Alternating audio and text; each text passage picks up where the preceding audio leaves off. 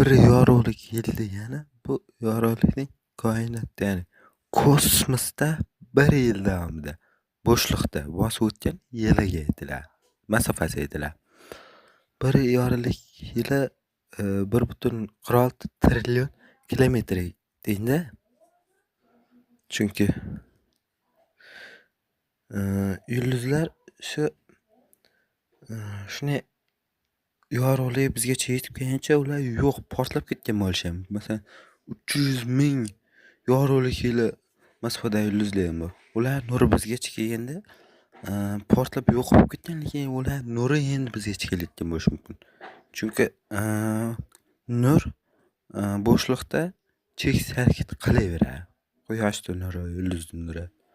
Shuning uchun hali yulduzlar tirik, o'lik deb o'ylamaslik kerak.